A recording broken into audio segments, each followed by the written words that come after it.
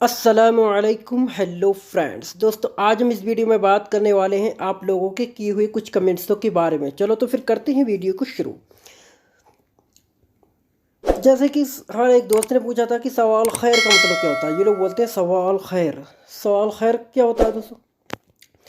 दोस्तों, ये जब कभी भी जब आपस में मिलते हैं, जब बैठते हैं वहाँ पर, जब जाने का वक्त आता है, जब ये लोग जाने लगते हैं, उठ के जाने लगते हैं, तो ये बोलते हैं सवाल खैर। इसका मतलब दोस्तों ये होता है, जैसे कि जब कभी भी सवाल खैर बोलेंगे, या तो ये लोग आएंगे तब बोलेंगे सवाल खैर जोर से, ठीक है, या फिर जाते टाइम बोलेंगे। इसका मतलब यही होता है गुड बाय या गुड मॉर्निंग या फिर गुड गुड नाइट। इस तरीके से ये इसका सही मायना निकालोगे तो वैसे सवाल खैर का मतलब होता है वो गुड मॉर्निंग होता है, ठीक है। और मसाल खैर का मतलब गुड नाइट होता है, ठीक है। मसाल खैर गुड नाइट यानी गुड मॉर्निंग, गुड इवनिंग या फिर गुड नाइट, ठीक है।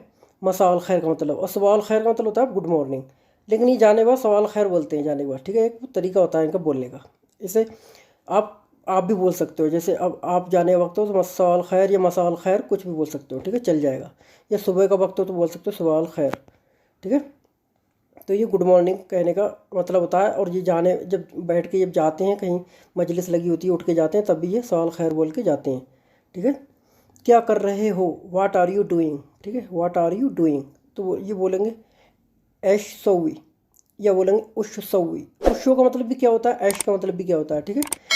ऐश सौवी का मतलब होता है क्या कर रहे हो, उश सौवी क्या कर रहे हो। उशो का मतलब क्या होता है, ऐश का मतलब भी क्या होता है, सौवी मतलब कर रहे हो।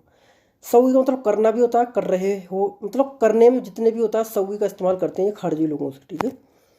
एस सवी, उस सवी, ठीक है। दोनों तरीके से बोल सकते हो, क्या कर रहे हो, क्या कर रहे थे, इसमें समय एस सवी बोल सकते हो, एस सवी या उश सवी, क्या कर रहे थे, ठीक है। उश यानी वाट आर यू डूइंग यानी सवी, सवी यानी डूइंग।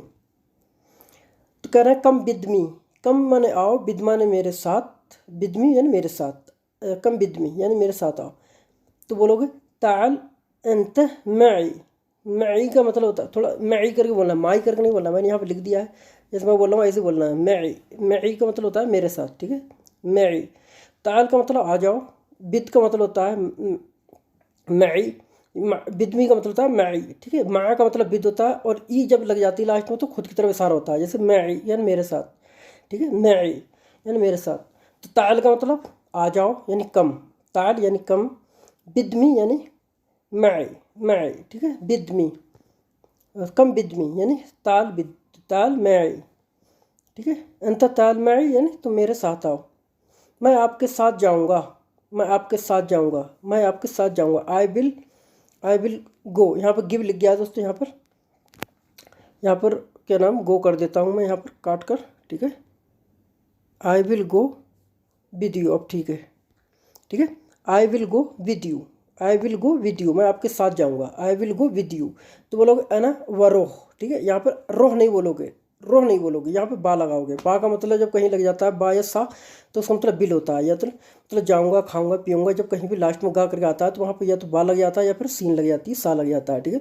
तो अना वरोह माक, माक का मतलब होता है आपके साथ। यहाँ पर था मई, मई यानी बिदमी, यहाँ पर होता है कि विद यू।